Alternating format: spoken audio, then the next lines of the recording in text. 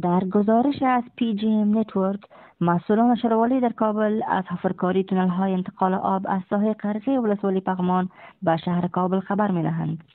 مسئولان میگویند که چندین چای عمیق در غربی پغمان حفر گردیده تا آب آن به شهر کابل برای رفع مشکل بیابی انتقال گردد. این در حال است که سازمان ملل در یک گزارش گفته است که آب زیرزمینی شهر کابل تا سال 2030 به پایان خواهد رسید. با این حال، امارت اسلامی افغانستان از انتقال آب دریای پنجشیر به کابل خبر می‌دهد و گفتند که قرارداد این پروژه با یک کمپانی اوکراینی صورت گرفته است.